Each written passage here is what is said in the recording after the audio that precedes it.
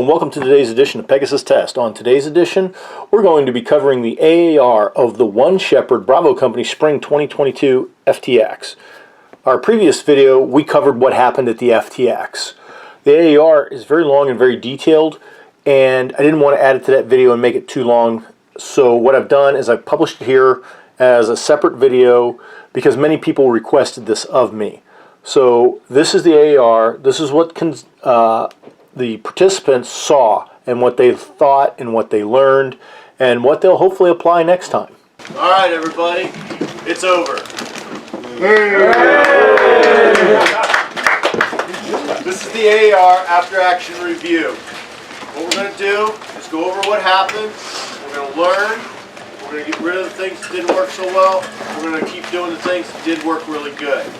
All right? What this is not, this ain't a blame game. This ain't who shot who. That's what we do over beers later tonight, okay? We all go, I got you, no you didn't, you son of a bitch, I got you. Alright? So, start off, PL, Blue 4. What was your mission you were given at the beginning of the FTX? Our mission was to run screens and find enemy infiltrators that were going to be in the AO that were trying to find or spend assets with a multiple launch process. Outstanding.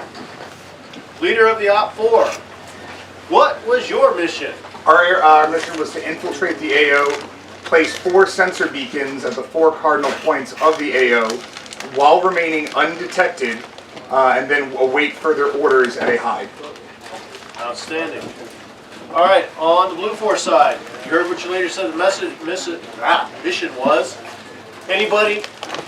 That doesn't sound right? Didn't know that was a thing? Had a different idea what was happening? All right, that's agreement. Op 4, you heard your leader state what the mission was. Any of you all have a different view?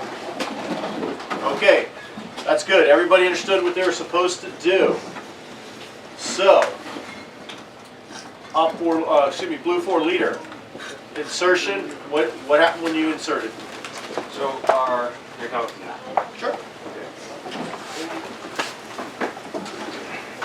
So the initial strategy was, since we had a large AO that we had to cover, we had some thoughts that we will be able to see them when they insert. So we planted a bunch of LPOPs that would store their rucks in like an ORP area that was designated here. Then I wanted to punch out some LPOPs around here, here, here, here. We ended up punching out an additional LPOP near the fob area because we had a hunch they could also infill by foot after our fob. Okay, excellent. Excellent. Thank you. Chris, you mind coming up and tell us what the Op 4 insertion plan was? It's the plan, not the execution. It's just a plan, right? Okay. So we divided into 3 teams. There was a command team, an electronic warfare intelligence team, and a weapons team. The first team to go in was the ELINT team. The ELINT team was supposed to enter here and then start proceeding south in order to establish a hide site or operate on their own and conduct electronic warfare operations against the occupiers. The command team was supposed to infiltrate at this point, and again, ideally linking up with the ELINT team, form into a larger force to then move south with, while the weapons team was supposed to insert at the south and start establishing its base of operations in a hide site in the southern section of the AO. Outstanding. Stand fast. All right, so this is more relevant. How did your insert go according to plan? It's kind of like the Normandy job. A lot of fire in the zone, a lot of hostiles. So drop 1 went off pretty good. Guys getting clean, don't have any major problems. Command team goes to insert, and we took fire on the drop. So instead, we were dropped much further south of our planned drop zone. Now we've been informed that the sensor beacons that we need to pick up were at the farmhouse, and assaulting that, or at least infiltrating that later, was an objective. And so we kind of took this as a little bit of serendipitous good, possibly bad luck. We didn't see any immediate enemy, so we dumped all heavy gear, proceeded rapidly on foot under fire up to the farmhouse, extracted those beacons, and then moved south into our own hide site. The weapons team inserted into the south cleanly later. Apparently there was overwhelming SAM activity in the area. There was flying carpets, the whole shabam that you'd expect from our friends in the Taji Sword. So it took them some time to infiltrate, but when they did successfully infiltrate, they were able to move in and establish a hide site. Not to get too far along the tail, but up north, after the command team that inserted the ELINT team, their initial hide got blown by a lucky enemy patrol that wandered into it, and they were forced to retrograde. They were forced to retrograde under pressure. They took 30% casualties, and then were forced to hide out in a deeper set of woods in the extreme northern area of the AO. Yeah, that was all right. Outstanding. Now, just as a note, stuff, the heavy SAM activity he was talking about that delayed the insertion of this team down here was a major government agency was training down here. I'm sure we all heard that while we were out there, the screeching, the booms, the fire that wasn't ours. Literally, we could not get them down there. There was no path we could get down to the area to insert them. So, nice story for the thing, but it was a real world thing. All right, so, gonna go to ATL. All right, you've been inserted. Started your missions, take me up to patrol bases established.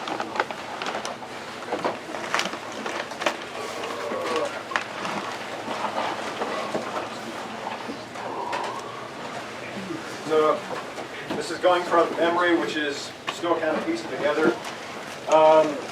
Basically, we kicked out from the fob slowly, going with slow. Punched out to an ORP here, and as we were making our way here, we also sent out several recon teams, basically with the goal of controlling this kind of little box area, thinking that, you know, if the enemy was trapped down south, you know, maybe we could box them in. As far as what I remember after that.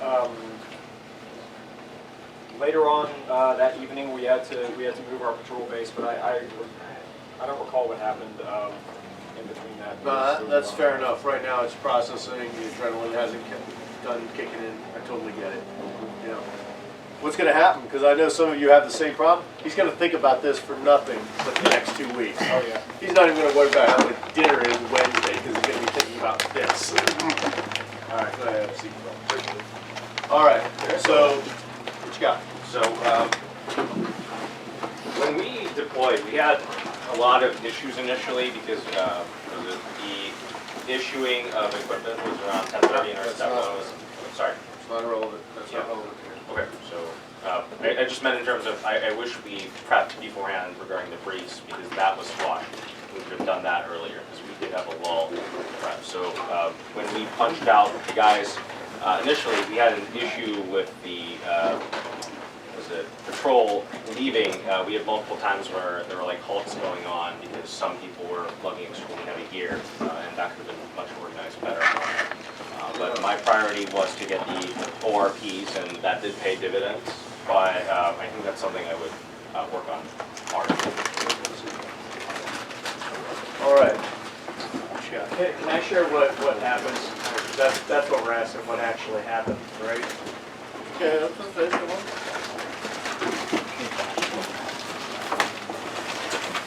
So we set off from the fob by foot, we rucked it. We set up a objective rally point here, where initially I think we were going to set up a patrol base there as well. Something happened, it got compromised, I believe. We ended up pushing back about 50 meters and set up a patrol base here, where we had later on agreed that by the next morning that was a bad place, considering how close it was to an area that's been compromised. So we ended up setting up a patrol base We're getting ahead of over here. ourselves. Yeah, we're getting ahead of ourselves. We set up a patrol base. Yeah. Okay, we got patrol base set up. All right. So that's where we are in the timeline. We're following the timeline. Right. Okay. We'll talk about the movement of the patrol base later. Oh, okay. I thought you were just asking what happened throughout the entire. No, it's what happened. My bad. Okay. Yep. Set up patrol base here and hung out. All right. Very good. All right. So that was about what, late afternoon. You were complete into your first patrol base. Yes. All right. Who was your XO there, Chris? Johnson. All right. XO, tell me what you did up till nightfall on Thursday. after the insertion, we know you got in, you collected your sensors. From that point on, up till nightfall. I wasn't the patrol that collected the sensors. That's not relevant. That's a timeline reference. Oh, timeline reference. So from the time you inserted, collected the sensors, tell me what happened after the sensors were collected up to nightfall. Gotcha. So, got pushed out of our initial hide, which was here. From our 3-man element, suffered 1 friendly KIA, go-to, bugged out this way, and hung out here, got water here, and then went up north to these bushes to hide and think through our next steps. How long am I going to? Just till sun went down. Gotcha. We thought maybe our 3rd KIA might come back to us, so we hung out there for a little bit, but doing work he wasn't. So then we remained in our hide. We got in contact with the other elements of our unit down here. We were informed by them that they were not coming up to us at least until dark. So we determined we were going to remain in position. So we sort of took it easy and waited until dark. Outstanding. Who on Blue 4 made contact with these guys up here? We did. All right. Kyle, tell me what happened from your point. Yeah, so we got really lucky was the term used. Our essentially we're doing street patrols. We need to find them. So I'll just go up. I rolled some dice and just so happened to land on that grid square essentially. But in actuality, we started from our RP and we essentially cleared all of this, trying to flush them out. So eventually we did find them. It's funny because that was the bushes. I was like, God damn it, I really don't want to go into these final ones, but we have to clear them, and that's where we kicked them up. Okay. How big was your element? What do we have? Both fire teams? It's the whole squad. Whole squad. Yeah. So what we did, we got online, and then we pushed through, or we worked through. So we wasn't too bundled up. Okay. No, that's good stuff. All right. Very cool. All right. Now that we've got up to about nightfall of Thursday here, things that are going on now, we'll talk about things we could have done better through this section. So take it away, young Jay. You want to do better stuff before stepping off the plow. Yes. What are those things? One thing the timeline crunch and us maintaining a single patrol came from our lack of packing distribution, asking everyone regarding what can be trucked out and supplies, and we could have also briefed earlier and faster. We had a lull around 9:30, which was planned because we did a lot of our PCIs the day before. We had like 75% done, and we thought since we handed in our supply sheet that early, we just assumed, oh, we'll get our supply quite quickly, which again, not in the real world, that won't always happen either. So that was an interesting example of how we should make our plans less fragile to the whims of the outside world. Okay. Good stuff. Good stuff. What'd you do that was, anybody from the Blue 4, what was something that was done before you stepped off the fob that was real positive that you'd say, yeah, let's do that again? Gooley. A lot of these squads were running full layouts, which is absolutely necessary because people will pack their bag and say, oh, I got it, and then they don't. It's good for squad leaders to have their squads do actual layouts, confirm that they have the item before they even pack it. So that was something that was really, really positive that squads were doing. Outstanding. Op 4, you guys had an innovative way of carrying your gear. What's the initial thing now that the op's over? Unless there's objections from the group, I think it went excellently. We had to be a light and fast, highly mobile force. Our gear was perfectly suited for that. And though there were various forms that kind of were done, we were highly mobile, highly successful, and comfortable the entire time. Some people did lose gear in the sense that, in the process of taking contact, people weren't able to rapidly pack certain items. So that was, that's not a gear problem, that's a situational problem. And so we tried to cover them as best as we could, made sure people stayed warm, people got hydrated. But yeah, I think the gear layout of light infantry kind of belts and rigs worked really well. Okay, excellent. Chris, you had something you wanted to go over? Oh, I was gonna say just for second squad, we pre-planned all our routes where we're gonna drop off our rucks and how we were gonna get to our OPLP. I think we had the OPLP in place by like 11:30. We were both OPLPs were sitting watching, and I think that's how Jensen and Coyne managed to get the drop onto one of the insertions. Outstanding. So speed was definitely an advantage for you. Yeah. Okay, so you got speed by being ready to go. Yep. Outstanding.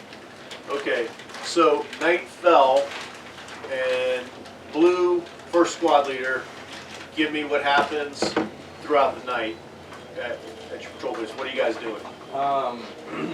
We had sun was going down when we were coming back from like another screen.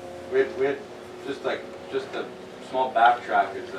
After Jensen's squad kicked those guys up and got hit, I took my team and we went up and linked up with those dudes, Coyne and his guys, that were like bringing back like some SSE stuff, which was really awesome. They had like grids and stuff from small details and numbers and packs and stuff like that. So we passed that information to Phil, who walked us out. And then we went out. We kind of cleared the rest of the area and walked back. Then the sun went down. Then we're in the drill base. We kind of just did some rest cycles. I took my guys out for I just took John out for a patrol to the FOB at around 1 a.m.-ish. 1 a.m. We were told the fob was in place still. Yeah, We just wanted to guys, get the eyes fob's on it. always in play. You can come in, you can water on it. You know, what you can't do on the fob is have a fight.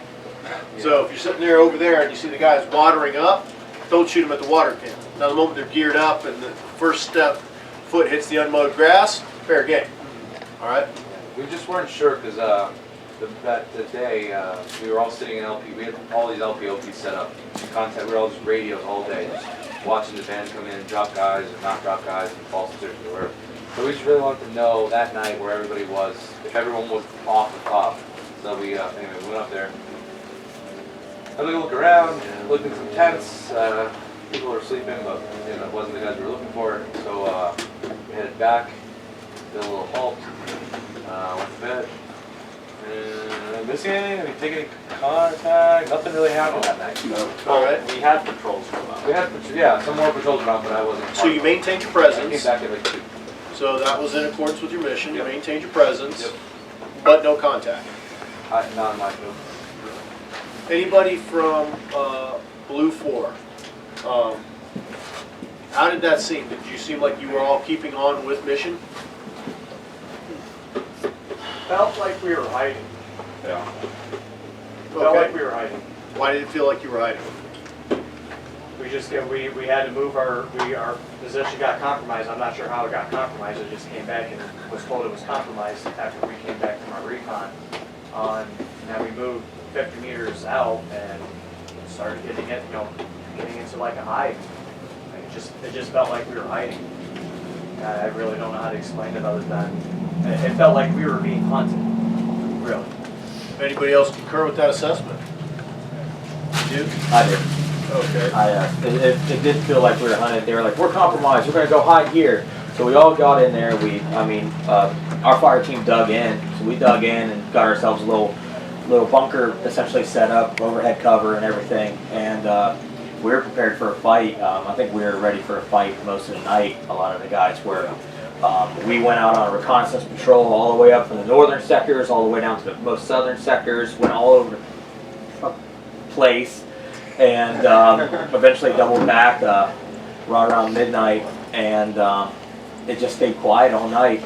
It was from the stance that the unit was taking when we got back from our initial reconnaissance. We felt like we were expecting imminent contact.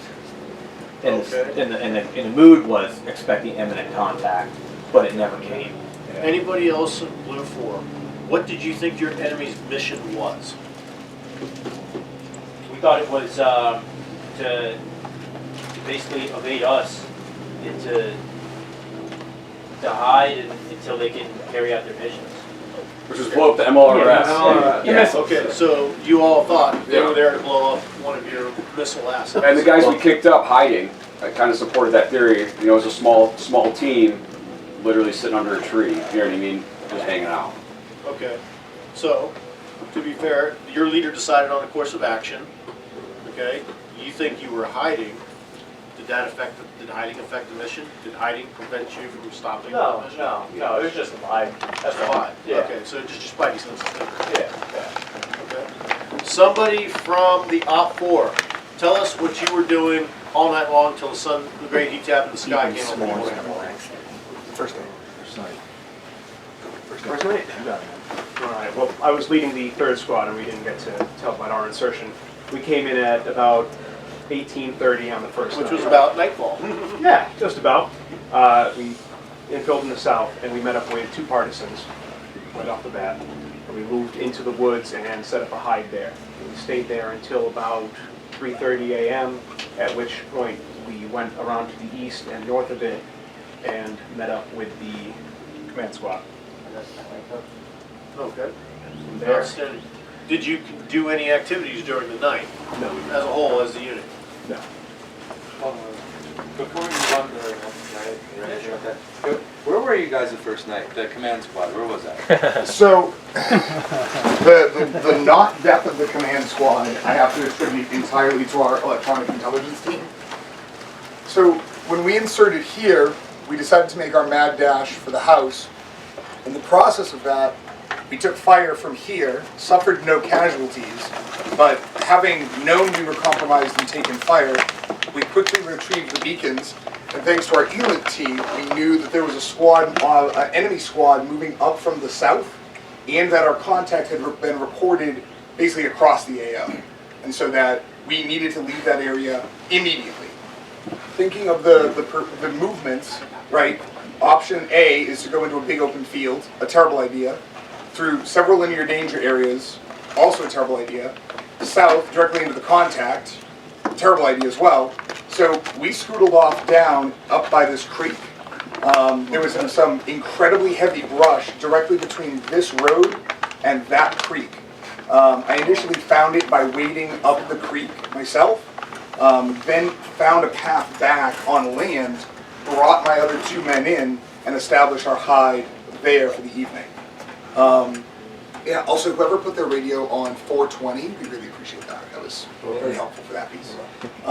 But yeah, if we hadn't gotten the ELINT team, we would have attempted to move south per our original plan. Actually, sorry, I skipped a piece. We didn't actually originally go here.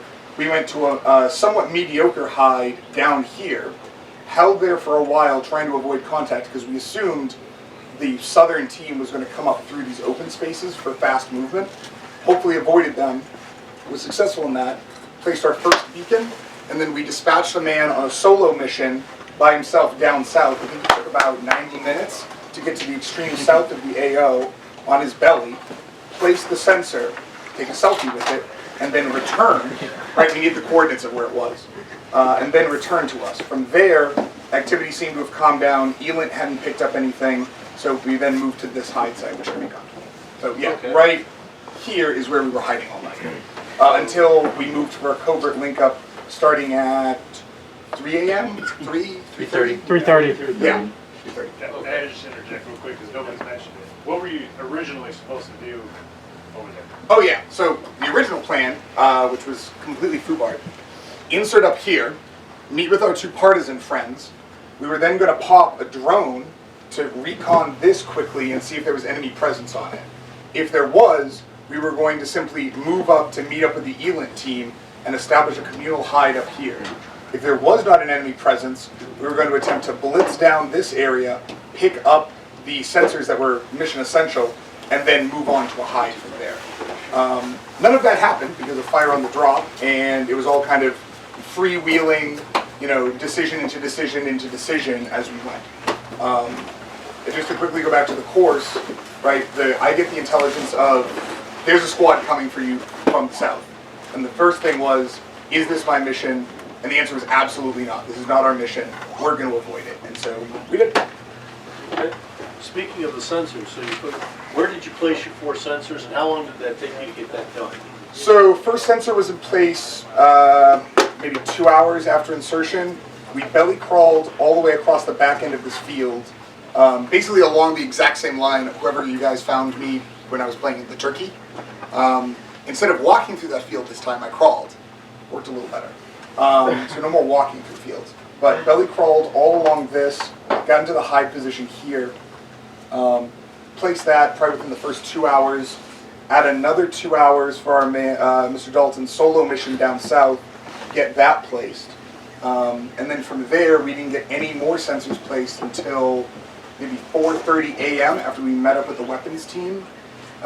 We had moved all the way up to about here, he actually walked. We instructed him to leave his weapon and saunter across this large open space, deposit the sensor, and in a sauntering return, rejoin the element. And then we didn't get the final sensor placed at the far northern area until yesterday. Was it like early afternoon, late afternoon? No, it was morning. Morning? Probably Okay, that was the morning run. 9 a.m. After we finally linked up with the Eland team, because we were unsuccessful, we couldn't meet up with them until the second day. Okay. Outstanding. Okay. Can I just talk about the insertion real quick? Yeah. So, with second squad, we set up a couple LPOPs in this general area, kind of overwatching this field. We had initially been at like one of these islands, and then can't really see it on the map, but then moved over to here to watch the road, looking for insertion here. We did see the guys get dropped, and we radioed out that we had we had 3 guys moving towards the farmhouse. So we got the comms out before we engaged. We popped off, I don't know, 2 dozen shots before we got taken out from the back. We didn't know that somebody else had gotten dropped off just behind us. All right, good point there. Real quick before we move on, the Op Ford specifically requested multiple false drops. Anybody from the Blue 4, did that impact your operations at all? Or were you even taking that into account? Chris? I know for my LPOP, I had eyes on the van making multiple false drops. And I was able to radio in that, hey, I never saw the doors open. Yeah. I saw you and J-Rob get out at one point. You guys dropped a piece of white trash, came flying out the door, by the way. But That's ecologically untrapped, yeah. I wasn't even there. Or so, yeah. But anyway, yeah. But we were able to, I think, keep good radio comms that it was. We had like 6. What you got, John? So I was leading the hunt team, me and Alex. So we had actually displaced from our original hide, which was just in the tree line by the first roundabout. No, top of the point. The point. Yeah, right there. There you go. To the right. Within the tree line. There. So we had displaced from there after we were probably in there for about 30 minutes, and then we came up to the fob, and we were in the tree line just back there, like 75 meters in that little patch of that little tuft of trees there. And we were radioing back. It was counting heads and seeing who was getting in the vans, which way you would depart. All right, good move. We had like a little redundancy with comms, like we had LPOP set up down that whole road, figuring that they'd travel, and then obviously the exterior, the roads that leave this area. We were like kind of redundant, reporting like here's a truck immediately from the other LPOP. That's why they pushed up to the fob so there was a little break and more detail. See if you guys are going the other way. Yeah, or putting guys. Were you able to action that intelligence at all? PL specifically. You're getting all these reports in of all these birds dropping off people or making false drops.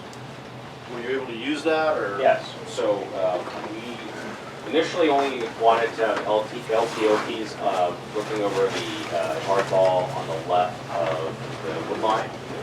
Then I fragoed that order of wanted 1 at Head Spring. As the reports were coming in, as they were saying there was false drops, I realized that since they're making false drops along that road, they must be doing something else elsewhere. So I punched out another LPOP closer to the fob. That is what inspired when we sent Squad 2 to punch out north, because they reported seeing behavior of guys in the fog. And was it you that took the photo of guys in the fog? Yeah. Of people in uniforms, guys doing things. We also saw the commandant getting dressed to lecture us regarding the SOIs. and that was all relayed over. All right. So, Op 4. You got debrief here on the other side. Did the decoys work for you? Yeah, we weren't really super stoked on the decoys. It was requested, but I wasn't mission dependent on them. It's kind of hard to hide the fact that like you drive a panel van on a ball road and nobody gets out if you have eyes on it at all. What we did luck out, I suppose, with was none of our drops were directly contested. My drop, we did take fire, relatively accurate fire, as a matter of fact. Yeah. I think all three, or at least two of us. We got beeps. Yeah, we got near misses on all three of us. No hits. But none of our drops were contested. I think if our drops had been directly contested, we would have had a much more substantive problem. But no team took contact within 2 hours of being dropped, which gave us a lot of operational maneuverability. Okay, so we're going to rewind just a little. Gentlemen, I'm sorry, what was your name again? Coin. Coin. So he was telling about they got into a firefight, I guess, with your group, Yeah. and then took fire from behind. Yeah. Right? You want to speak to that? Brent got all no, we don't need to go over that. Nobody remembers what happened. Yeah. So this is just an example of the smallest little thing can just have a ripple in the plan, okay? So you guys just coincidentally walked over and set up your LPOP on top of where the two partisans were supposed to initially link up with the headquarters element. All right, you guys sat right on top of us, and we had to lay there for like 45 minutes while you guys like built up your LPOP. We knew eventually our guys were going to come in to link up with us from the south, which you guys were oriented towards, but we didn't want to risk not hitting you with our rifles, right? Because we all know about miles. Like, no, you got us. You got us. And the closer you are with miles, unfortunately, the less accurate it is because when it shoots, it kind of projects a cone. Okay, so we knew essentially to be sure we got you, we had to get you with a safety kill. So we spent just going really slow. You were like less than 5 meters away. You guys were fucking slippery. But we were essentially there the whole time. Yeah, that's awesome. You guys were there when we crossed over? Oh yeah, I watched you walk in. But the problem was Will and I were separated slightly. Yeah. I had just walked up to the tree line when I saw two guys with woodland camis crossing from the open field. Oh yeah. So we had to lay there for like 45 minutes. But you guys establishing that LPOP there completely foobarred our plan, right? Because we couldn't link up with them after you guys shot at them. And then Will and I had to hump with our rucks, our heavy-ass rucks. We didn't get the whole fucking light fighter concept and brief to the partisans, right? They're coming into our area, so we humped all the way down because our link-up point was pushed all the way down to the far edge of the area, and then we had to hump all the way the fuck back into the north. So Did you get dropped, or were you already? Did you? we were inserted at that gate right down here. So. Got it. Anyways, my last point is, I don't know what the fuck this is. I rocked out looking for that this afternoon. But we figured there would be a smart guy that knew the hell, whose is it? It's mine. We figured there'd be a smart guy that knew what it was within our team. That's fine. We shouldn't have put it at eye level for you. Yeah. So just tell me, is it, who was it that told me what it was? What did you say it was? I said it was a piece to a mesh network that they were setting up to establish communications, to send data and geolocation via cell phone program to that device, and that device shares it off to the next. Is that what it is? Part of it. Okay. Part of it. Did they radio that in, the white cell? No, we did not get that ready. Okay. Well, that was brief, so. Yeah. What radioed in? That device was recovered. Oh, I see. All right. So the night's activities were, each side seemed to do their thing. Presence patrol. The presence patrols, they seemed to affect what you had to do. Like you were taking, the enemy was definitely affecting your operations that first day. In the first day, yes. Yes. Okay. So at night things calmed down. Of course, the night conditions absolutely sucked. How many here had Gen 3 nods? Did it make a difference? Yeah. They're great. How many were using the Gen 2s? D300s, we issued them out. Was it 3? Yeah, they weren't great. All right, so nobody bothered to use them. The D200s are unreliable at best, in my experience. I'd like to add, we did have all those D300s with us at our patrol base, like at all times. The reason we were not able to use them is because we were not issued any J-arms with them. I had my own Kevlar with a Rhino mount on it. I specifically requested to get one of those D300s to use for setting up an LPOP the second night, but we were not able to use any of those because we did not have J-arms. We only had like the rifle mounts, and most of our rifles did not even have Picatinny on them, so those were completely useless to us, which is why we did not use them. That's very interesting. As someone in logistics who got your supply together, and that was on the supply request list, there was a pile of them left by the S4 in the box with the other stuff he took. There's that sensitive item recurring.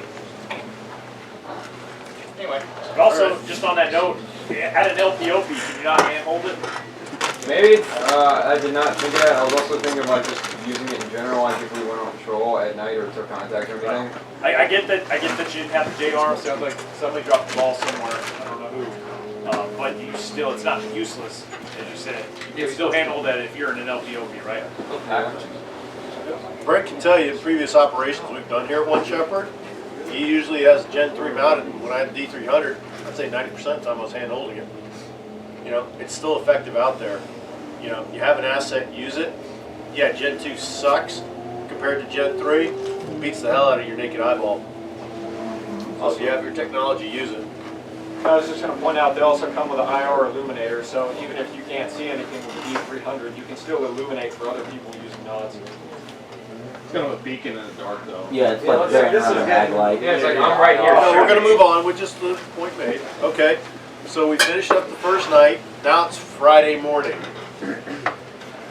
Blue Floor, you've decided you needed to move your patrol base. Why? Because investment states, we don't want to keep a patrol base more than 24 hours in one place. Okay. Come show everybody the map where you moved your patrol base to. Our patrol base from our ORP, which was here.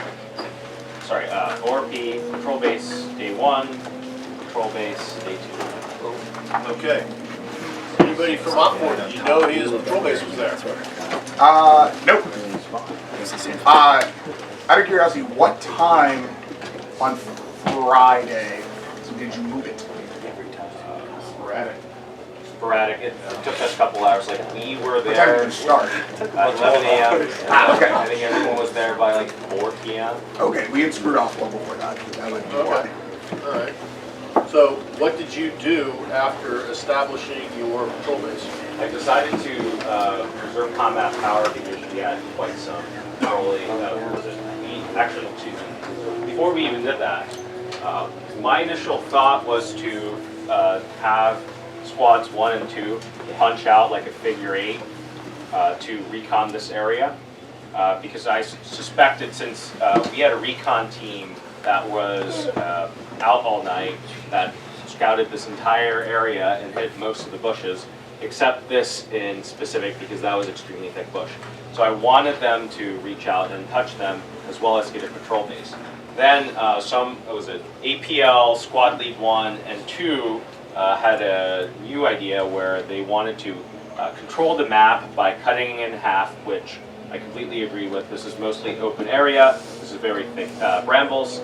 I wanted to control the area by having a bunch of LPOP set here, and then find a patrol base here as suggested by the recon team from last night. Okay.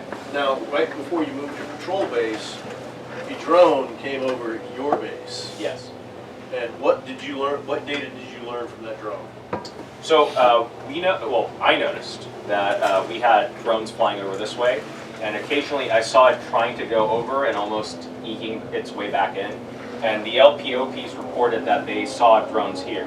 So I tried to punch out around like 4 p.m. after we set up our patrol base, our drone, and we struggled to punch it any further out than like 400, 500 meters. So I drew a radius around this and thought the drone operator must be here.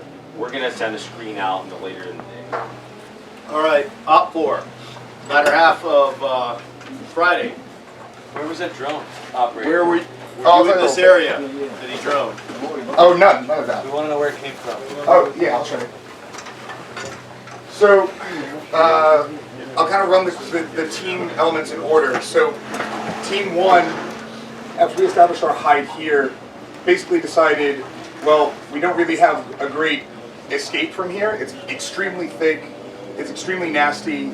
We'll hear you coming hopefully a mile off, but we just all went to bed. We kind of had established that, you know what, if they have the gumption to go bushwhacking, like there's no trail, there's nothing. If you got the gumption to bushwhack into me in the dark, you basically earned it, right? There's not much I can defend. No, your reasoning's still, what I'm trying to get at is on the drone thing. Oh yeah, your just the drone came over, literally hovered right over me as an OC. Yep.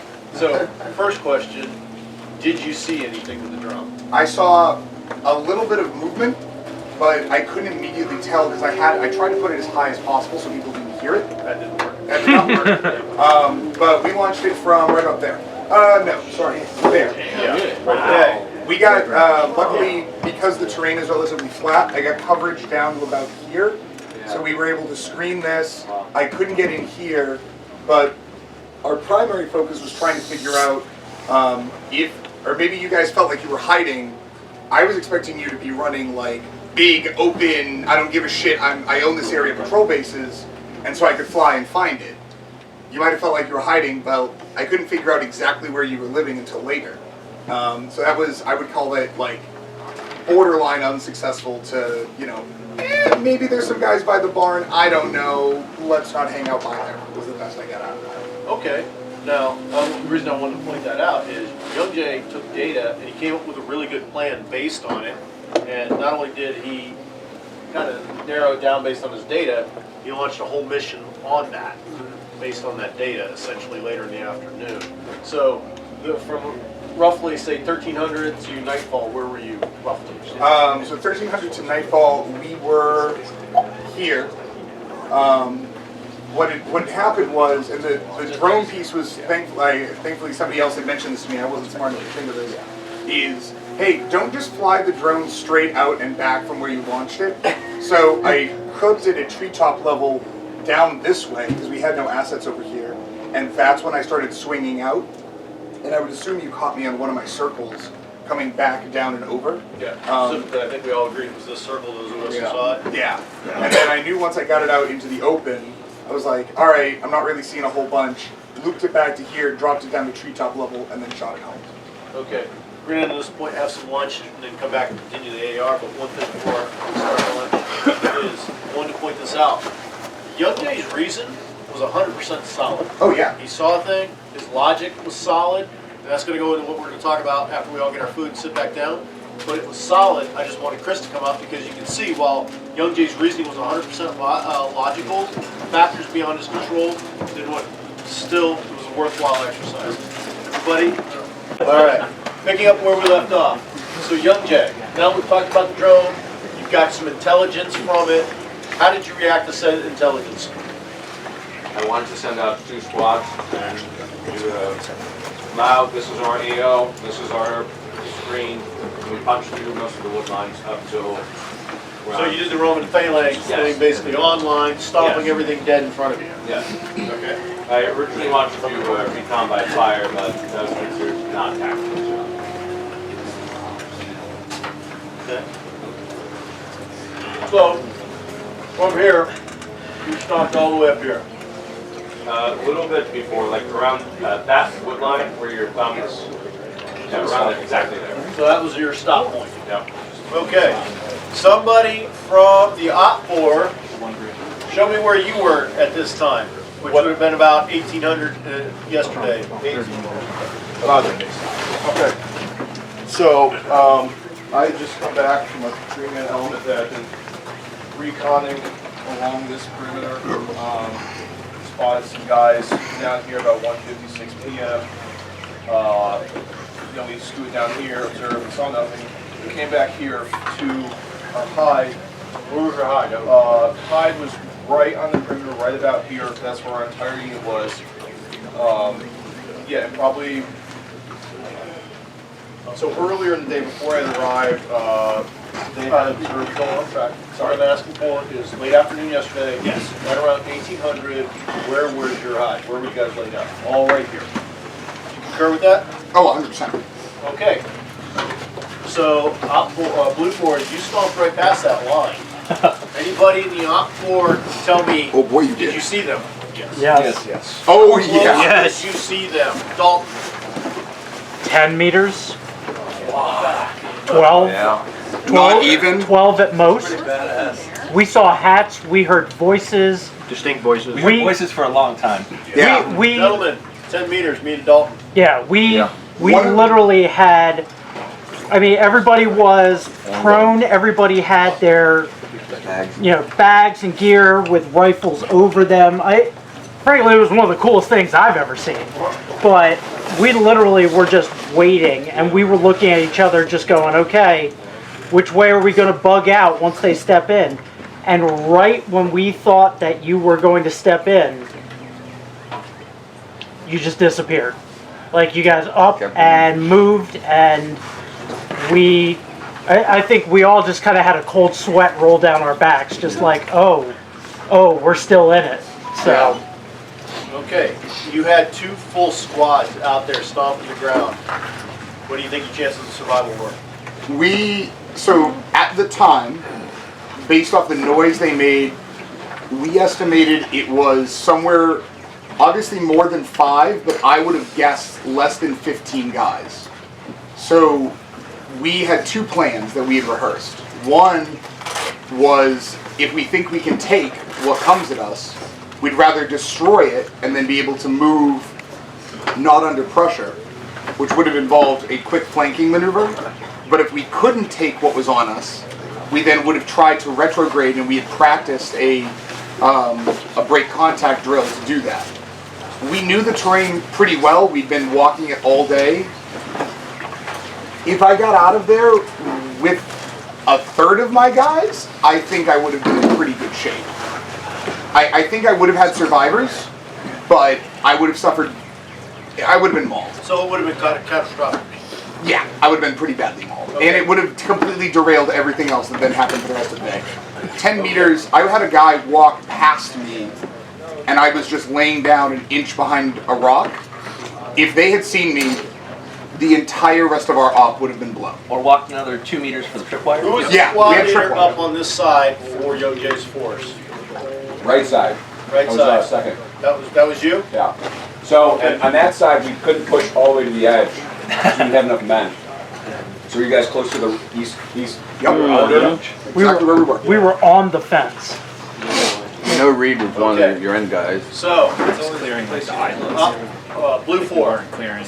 what's your takeaway from this? Here, hon. You had the enemy, Driving. and it's honestly it was shit luck you didn't find him. I don't think anybody's going to say it's anything different at this point. Okay? But, do you see something you could have done different here?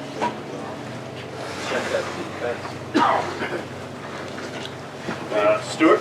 Maybe more, we'll split it up by grids, more systematically cover these areas, because you end up beating through so much brush that you really have a hard time understanding how much you've searched or how thoroughly you have. I mean, this is another thing I was interested in, just, how thoroughly do you have to search? Like, if they're literally 5 meters or a feet away from you, what kind of scanning techniques are we missing out on, or So That's a good point. Wait a second, Verdegas, what you got? Basically, I was going to say the same thing he was. You got to grid out a coordinate that each fire team or each squad's going to search, and they have to really police it. I mean, you got to search for it like you're searching for a lost child. Yep.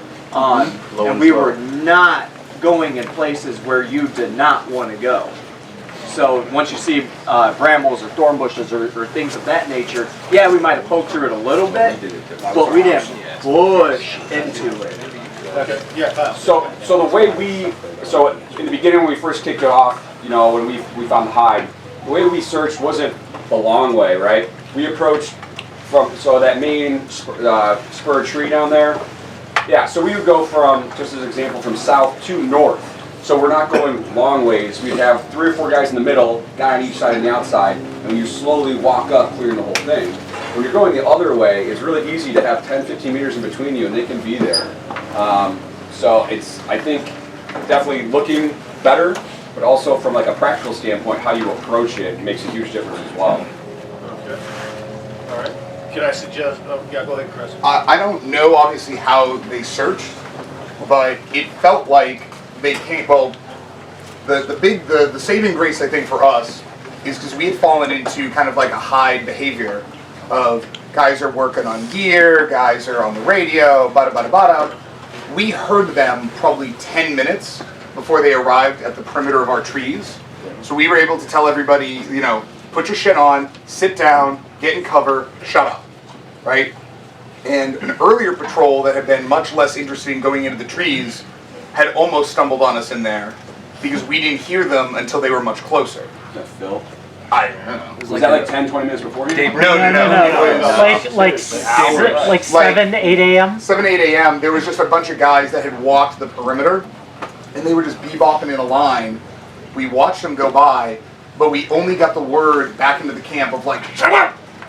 Maybe a minute before they got within range and they would have heard us. So the yelling and like, first squad over here, yeah, that was very, you know, that worked in our benefit. But the search grid, I don't know how you guys did it, but from our perspective, it felt like you closed in, you know, 2 major echelons, like this, and then just stopped short of the camp. I know somebody walked along the fence line behind the camp, and then they went away. And the camp area was about... Can you show exactly on the map where it was? Yeah. Probably nearing half the size of this tent. There. So the camp area, the entire area was probably this much of the tent in terms of total square footage. It had been completely beaten down by us walking all in it. There were sleeping bags, there were pads, there was, you know, a couple of pieces of dry clothing on a tree branch, and it clearly is just the angles, right? Because if somebody had just gotten a slightly better angle, you would have very clearly seen, oh look, a giant open space with 7 guys laying in it. But it felt like, however you came in, it was kind of like guys pushed this way, guys came in that way. Somebody who nearly stepped on me walked along this perimeter and then went, yeah, okay, we're good, and left. And then we sat there in dead silence for like an hour because our fear was that you guys had left a leave behind man, right? Because you think you search an area and you just take the guy you don't like and leave him with a radio and be like, tell us if you hear anything. Because you go troopsing in with 20 guys and we have no idea if you only leave with 19. And so we go, oh, they've gone. So, and then get up, make noise, and he radios, oh no, they're in here. So we were paralyzed for at least, what, an hour? We didn't move until sun went down. So you guys came in before sundown. We did not move a muscle until the sun was set. Awesome, great stopping. Okay, so some lessons to be learned here. All right. Eric, young dude, that sound right? The team came up the way he described it, so that's what you did. So you executed the maneuver that you wanted to execute. Yes. Okay, so damn near worked. Okay, so it tells us a pretty solid tactic.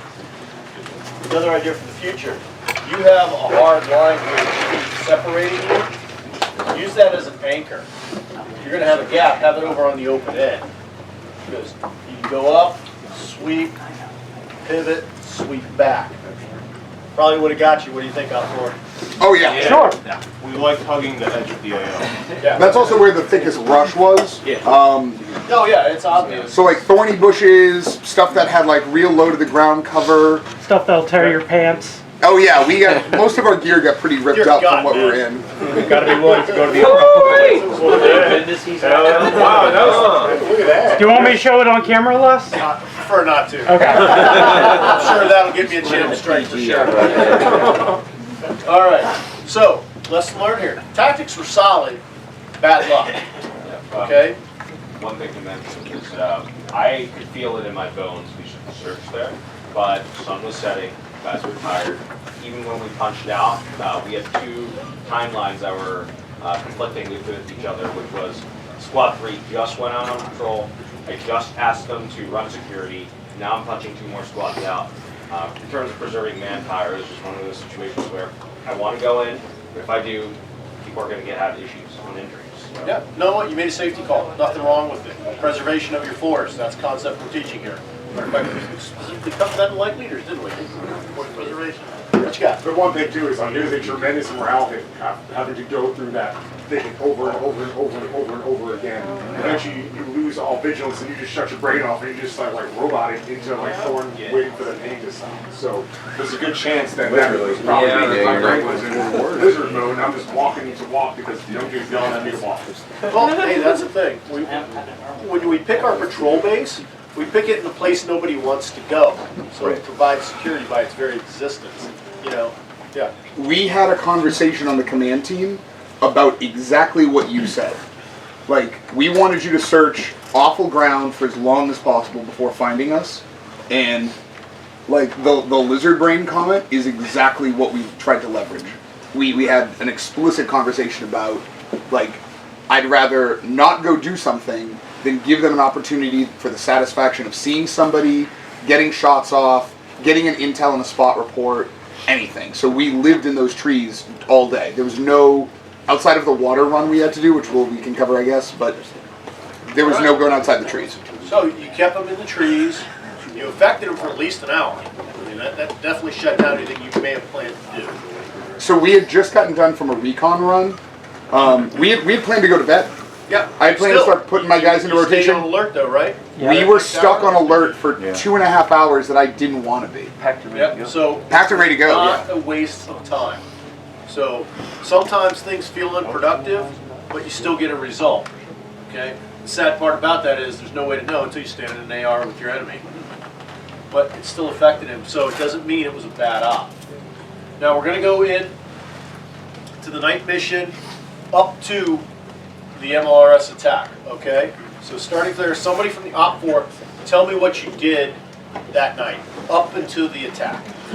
If I can inform that with one thing. Sure, by all means. So, after we got our final sensor beacon placed up north, we got a call from higher to conduct reconnaissance. And then we were like, reconnaissance of what? They were like, reconnaissance. We're like, very cool. So we did the drone, not as successful as we'd hoped. And then, because again, I was still operating on the assumption that our enemy didn't care about cover, right? Why would they? They're the hunters, not the hunted. They're going to use lots of open spaces and not care. So we punched out a recon element down to here to try to observe this field and see if there was movement along this linear danger area. We lucked out and saw 2 separate squads moving, with weapons down by their sides, just in lockstep, in close order, back into this area, so that we knew, there's at least something going on in here. We're not sure what it is, but these guys feel pretty safe walking into it. They don't really seem to care about, sneaking and peeking. Maybe we shouldn't go, sticking our noses in there if we don't have to. We didn't know what we saw, but that was our only intelligence. So that informed all of our night behavior, and I'll give that to if anybody else on the team wants to talk about that. Someone hasn't spoken up yet. Go for it, Dave Paul. Morfell. Okay. Well, I'll do it from here actually. Where he left off there when we moved out to a different hide. Let's see, it's close to the old fall. I might as well go up here. Moving to the road. Yeah, we moved out of our hide. The old farm's right there. Right. We followed our tree line here basically, and then we did cross about here. The racetrack makes the loop here towards the old fob.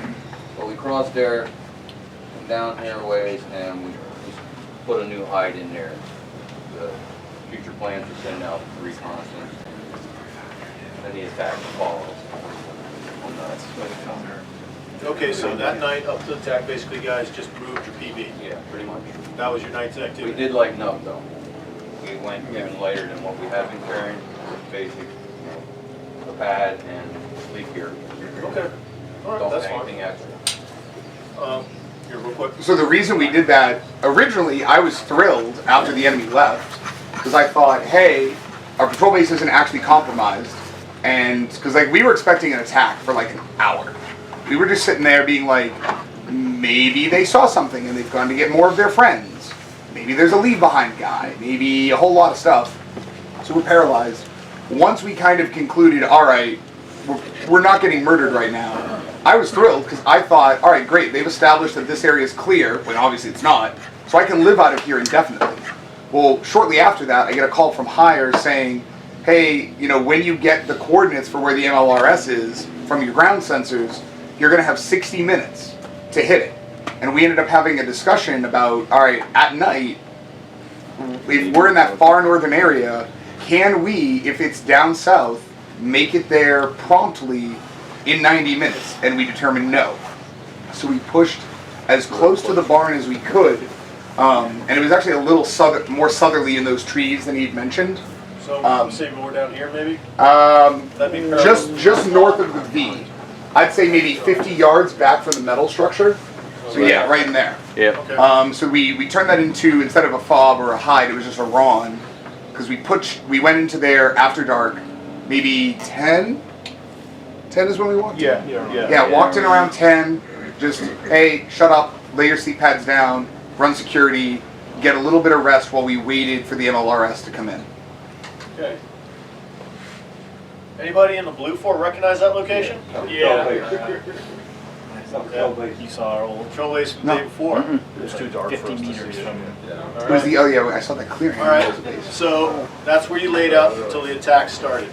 We're going to hold there. That's where we briefed our team and did all that. Blue fort.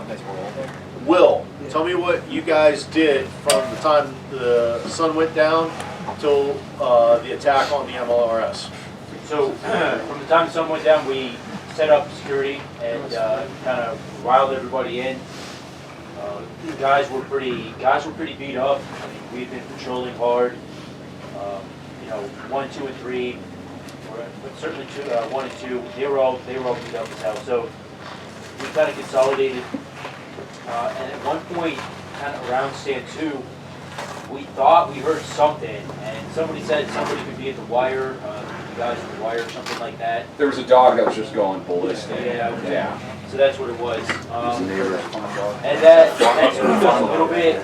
That farm dog that barked at you and I all fucking night. We weren't sure if It's a good attacked or not. And then at some point, was it higher that radioed us and told us that the MLRS was going to come in? I was told by cadre that we need to do a radio check, and we were having radio problems getting in higher. Okay. So it came into us that Sorry, 2 a.m.? 2 a.m.? Yeah. Because I had just come off a watch, so it was around 2 a.m. that we heard, we came off a watch, I was literally just getting into my sleeping bag, and we heard that the MLRS was coming in, and we got to get ready to move. So we got all our guys ready, and moved out. Okay. All right. At that point, Jack, I'm going to put back on you. What happened during the night was people just positioned. There was nothing kinetic that night. It doesn't sound like anybody got even close to each other. So, Jake, you've received your orders that the MLRS is coming, this high-value asset, and that you need to secure the area. What did you do to make that happen? So we had an oh shit moment because we had a hard time getting the coordinates. We had radio issues, and we decided to make an ORP at the CQB barn, just based on the intel we had regarding the MLRS will prefer open grounds. So we then punched out after fucking around for like 30 minutes or so, trying to sort this out, trying to hold security, having a mess of trying to figure out what our plan would be. We did not know what the fragility of the MLRS system was. We only learned after getting the coordinates that it would be around here, and that it would only take one round of 5.56 to kill it. So more than that, but okay. So we started sending guys out. Initially, I had first and second here, and then I had third punch out. Then we started sending 2-man fire team patrols to clear this area. okay. And what time did the MLRS show up? Around 5. About 5:30. 5:30. Yeah. Okay. Yeah. All right. So the MLRS comes in, it sets up. You know, if anything, artillery is never quiet. Yep. So it's nice, it's big, it's noisy, no light discipline. All right. What happened? Came in at 5:30. MLRS is doing its thing. Then what happens? We were holding security. Well, I was after I finished doing a sweep, checked with third, checked with elements of second, and I got to the position of first squad. Then I asked the MLRS crew, please have some security and noise discipline, which they said, we're busy, go away. And we were hit by fire around here. Okay. At this point, I'm gonna, yeah, go ahead. Just say one thing. The APL sent a very small recon unit while everybody's getting sent up here. There was just 3 of us, and we actually went up through here, back to our first patrol base, and then we went up to our whole second patrol base, where we heard somebody cough. We thought it was a signal at first. And then we paused, we waited for about 15 minutes just sitting there silently, and then we saw every single one of them walk by, maybe less than 10 meters away. And we knew you were on your way, and we were like, shit, there's only 3 of us, we can't engage, there's only 3 of us, we can't take all of you. Well, we couldn't PID either. Like, it looked like enemy, but we didn't know where the other squads were, so we didn't want to light anybody up until we had 100% confirmation of that. So we waited maybe 2 or 3 minutes after you passed us, and then got online and just followed you guys in. And that's when we came in behind you, as you guys know. Okay. Now, Well done. Op 4. Bring us up to walk you through what you do on your attack. So when we got the call from higher, we're told you're going to have 60 minutes from the time the sensors tell you a location to it launching, right? So we moved into here, and this is not a me thing, this is entirely a team thing. When I told everybody, like, don't take your stuff off, be ready to move in 90 seconds from the time I get these coordinates decoded, they were ready to move in 90 seconds. It was immaculate. Everybody got up, left all their sleep gear, because you're pretty done with it, packed whatever fighting kit they needed onto them, and immediately pushed south along that road. And I decided, based on the behavior we'd seen of other squads, just kind of hey diddle diddle walking in, and I kind of made the assumption, you know, this big asset's in their area, there's probably a squad out, we should just hey diddle diddle right on in too. And so, you know, came out this road, came around the barn, perched here to try to get eyes. You know, then hey diddle diddled up this road until somebody said something very rude to me. And then things started happening from there.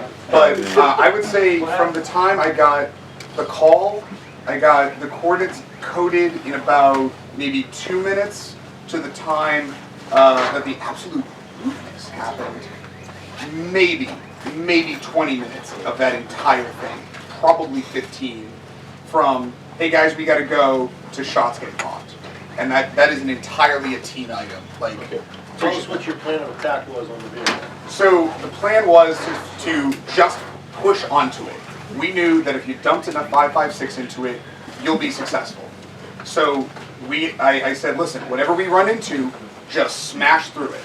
They don't know where we are, they failed to find our hide, they're probably pulling 360 security, smash through the angle that we're coming on, just keep going, and we'll demolish it. And that's what ended up being successful.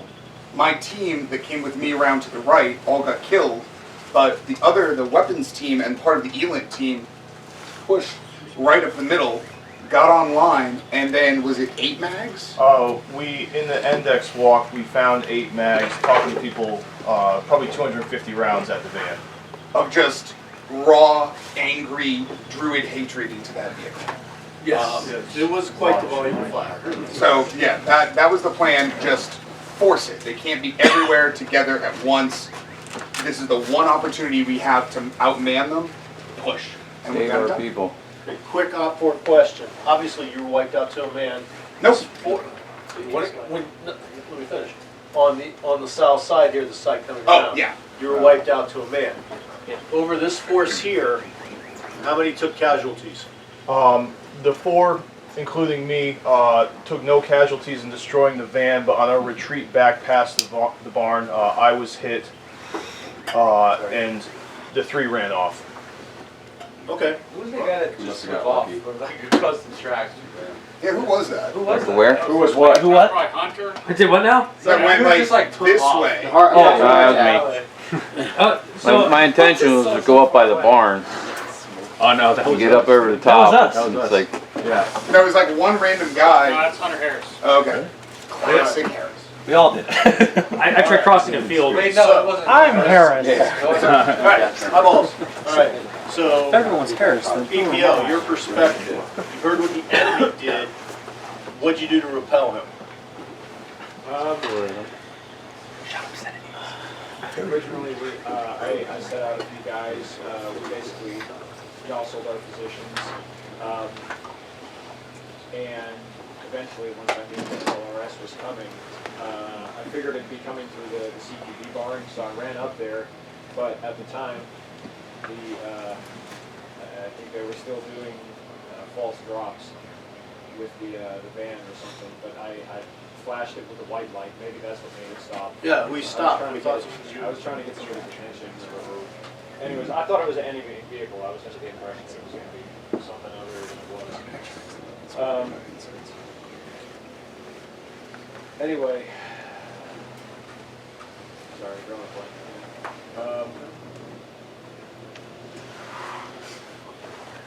I remember setting in at one point in my position next to the hardball with Kevin and Tony. Yeah. Alright, so you had elements on both sides here. Somebody who is on this element, put up your hand. Who was in this element? Yeah. Okay. Those are me. My guys.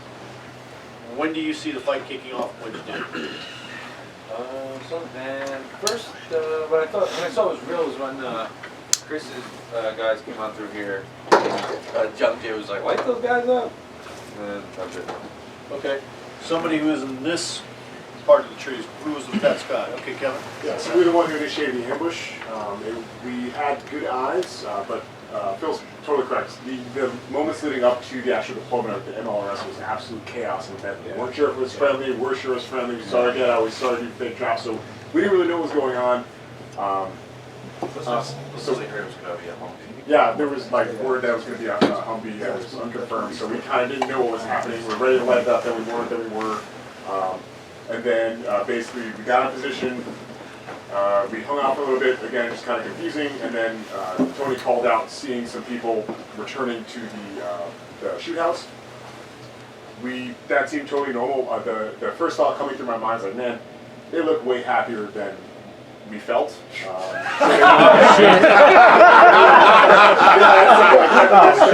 what keeps us away. We should have dragged our rifles or what?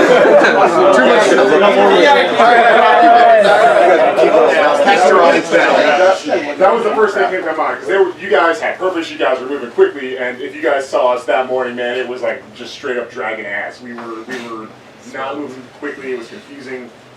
So basically the whole deception operation did not work. It did not work because you guys had too much like enthusiasm. So dragging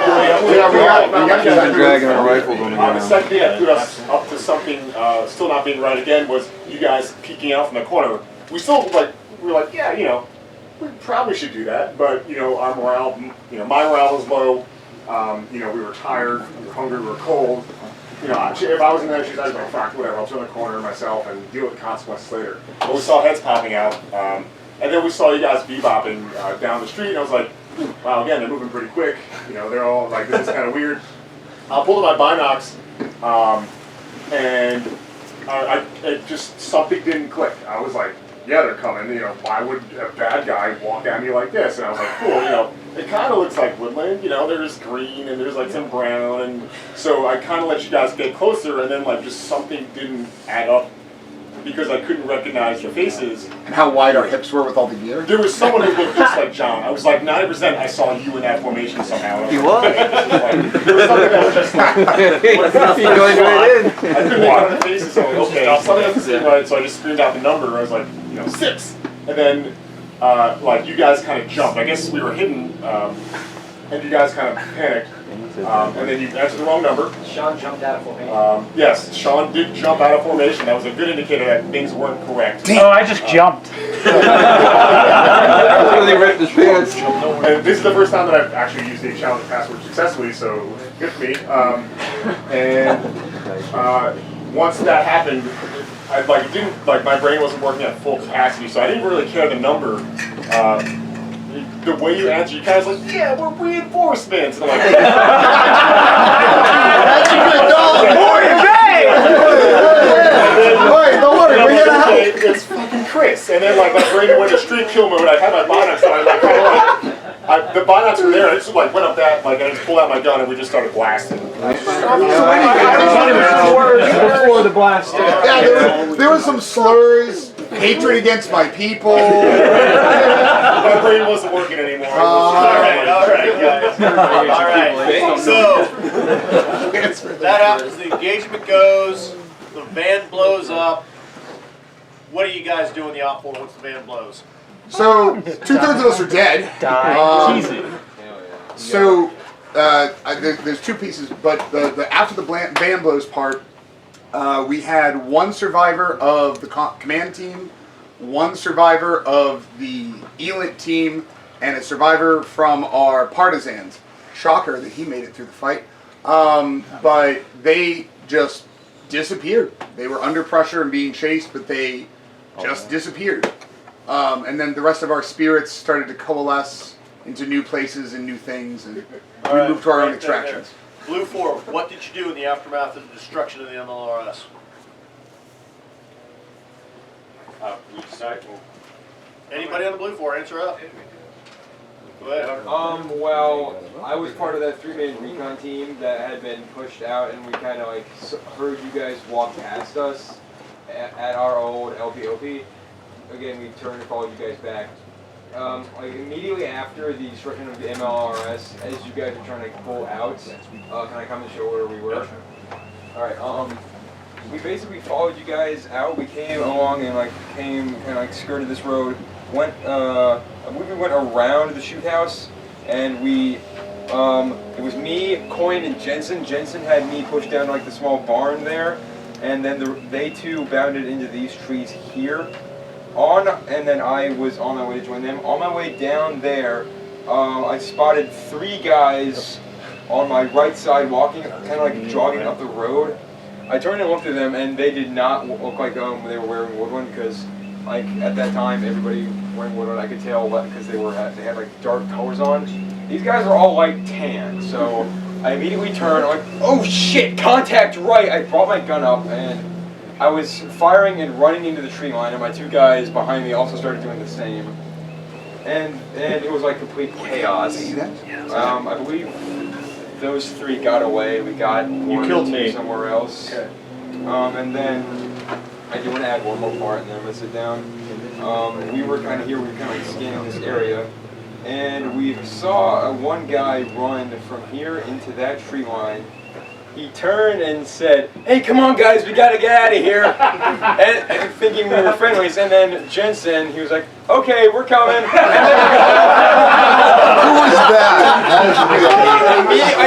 I think that was Brent. Okay, it was Brent. We all brought our guns up, and you dropped we thought we got you, and you just disappeared. Where the hell did he go? We just. So yeah, after that we just made it right back in here. Brent disappears. We found your guys' hide, rucksacks, somebody left their notes, we took those.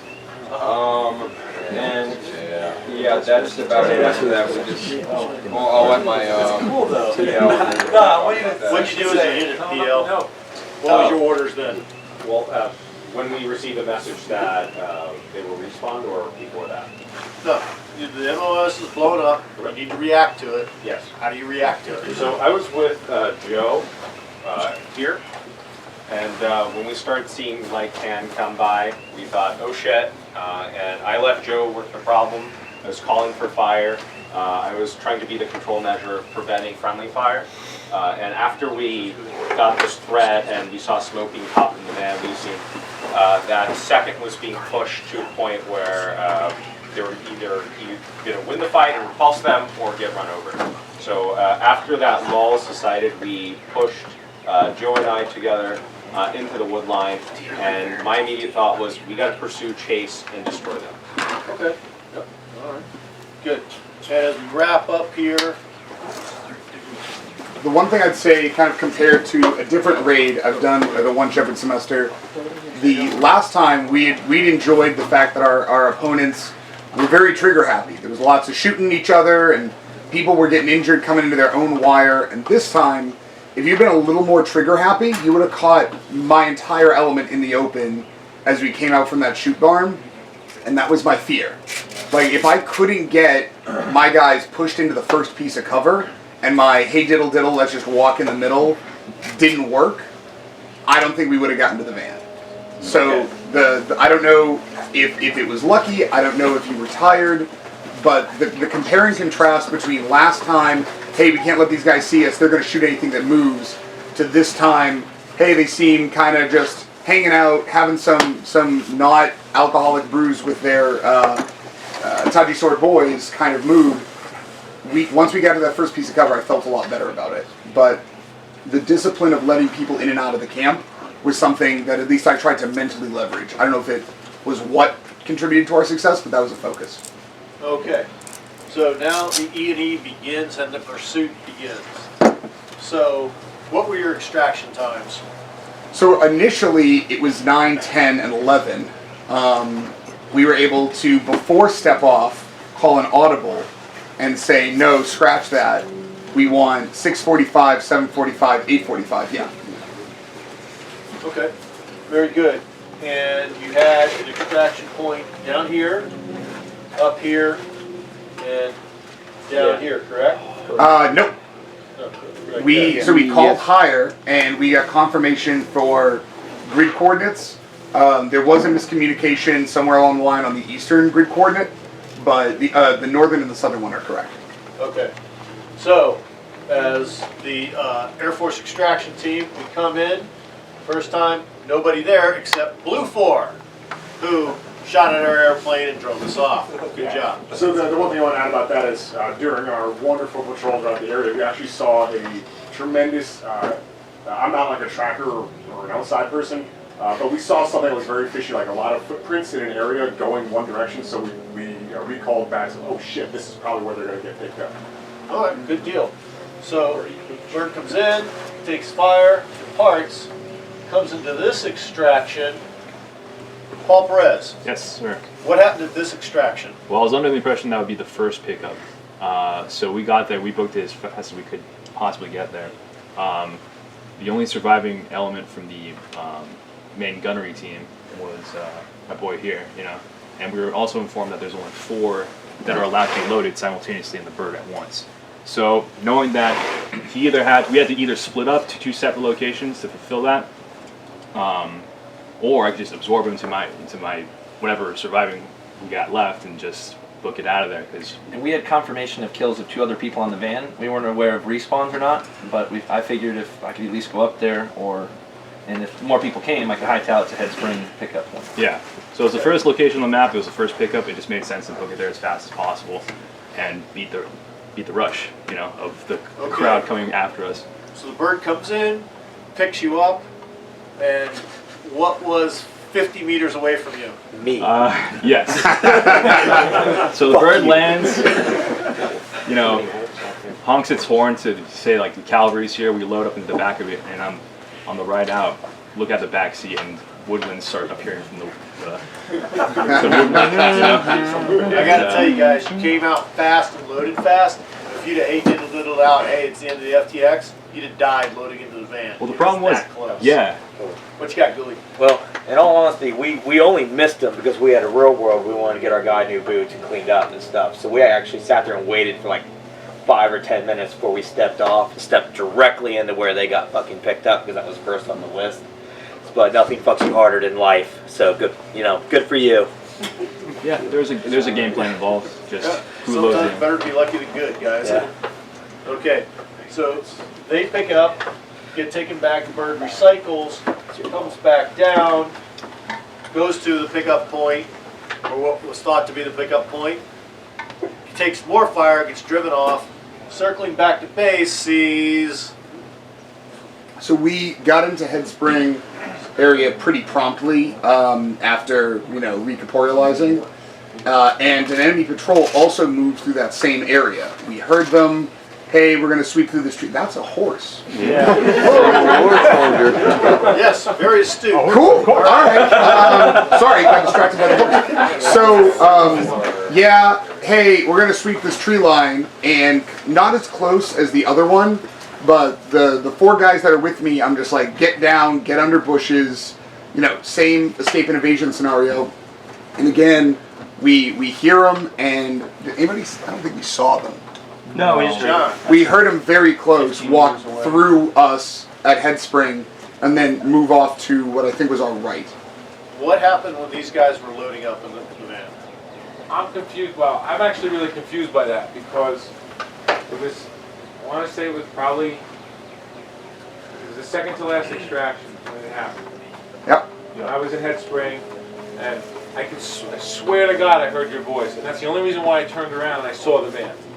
You said that before we got here, yeah. Yeah, and I dumped the whole mag, and then the van took off, and I don't know what happened. I was like 150 meters away. I mean, I was still pretty far away. We never heard shots. Never heard shots, but there was a lot of yelling and screaming going on the highway. Yeah. But the fact of it is, you guys successfully withdrew under fire. All right. So then, the van, an hour later, comes down to extract down here. Actually, over here. What happened down there? I'll let Dave Warfeld explain since he was leading that element. Well, after we respawn,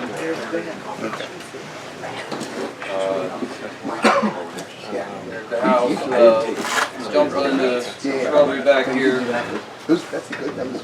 made our way down to, and you guys know what we called the Coyote Den before. You cut in through there, Ultra terrain, we basically followed the fence line that's in there. And we sat up here right on the very corner for, how long do you think that was? I think we were much further west. We were in the I think little we were. western outcropping, Okay, southwestern. yeah, that's Yep. right. We did. Let me find the right line here. Close enough's good enough in this case. Okay, well anyway, we came down through here, followed the fence line, sat in this corner. Literally right at their corner marker for several hours. Guys apparently pushed through there, and we just, we were just hunkered down in there and we stayed quiet. And again, you guys walked right by us until about 10 minutes before our pickup time, and then we just worked our way out along the top here. And then, as we started to run for the van, we died gracefully. Okay, next time, die in a grotesque and military manner. All right. Who in the blue four who has not spoken yet, that was on this tremendous display of Second Amendment firepower down here. Yeah. It was. Okay, who wants to talk about how that went from the blue four side? Eeny, meeny, miny. You, Tim. Were you down there? No. Yeah, you were. Somebody down here, come on, speak up. At the end? Tony, were you down there? I was running to Kimball, you had the LSW. Yeah. What happened? Come on, y'all had to be down there. There were a lot of it. Duke and I, we walked down there this morning with Jensen and Coyne. We posted up LPOPs, and Duke and I, we were posted up there for a couple hours. We had more people show up, about another squad-ish, and I moved a little bit, and then they all came out of the wood line, and we murdered them. Yeah, that was a pretty good description. From the OC perspective, or the pilot of the plane perspective, we come over here, we park, fire from all the way over there. That's like 4 to 5 gun. There's a couple guys here pouring it into it and everything, so everybody's dead before the halfway point. And then, just to add insult to injury, as the plane's flying back from with all the dead people, right here, as we cross airspace, we run into one hell of an anti-aircraft fire. So that plane managed to limp back, crash on landing, is now piloted twisted metal on the side of the runway. Good for you guys, Blue 4. Yeah, Dave, what you got? Speaking as one of the Op 4 who was making his run for that aircraft, I sort of was channeling General Custer. I was thinking, where did all these Indians come from? That must have been some like experience, just like running. And there was at least there's probably like 10 of us, right? All just opening up. Dying or not, I appreciate whoever took the dive too. Whoever. Yeah, that was awesome. Very graceful. Whoever fell and like really handed up for us. I have a question broadly for the Blue 4. Were you guys actively attempting to deny us access to water points? No. Really? It's like I did a good job. Okay. The shoot house is just like easy to reference. Which water did you want to get? Yeah, which water? Well, we may have So accidentally done that with our we control intentionally avoided because we kept seeing you near water points, and so I had assumed as like a counterinsurgency thing, you'd camp the areas that we would have to go, and so I rationed my guys on water the entire go, and only re-upped them at the very end. Surprise! Good stuff. So, unintended effect. That's what we Presence did. controls have an effect on the enemy. It seems like you're stomping the bush flat, but you are affecting the enemy and what he can and cannot do. All right, guys, what I'm going to encourage you to do rest of the day, we got a lot to accomplish here. But when we do our mandatory things, while we're cleaning our weapons, while we're cleaning our gear, doing our turn-in, especially when we're chomping down our steaks and sucking back those suds, talk this out with each other. Have fun. Tell your sea stories. You know, fight to the bitter end about who got who and who shot John Check it out. and stuff. Yeah. But internalize it. Learn from it. There's been a lot of good lessons here and stuff. Take it all to heart so the next time you're out here, you can capitalize on what you learn.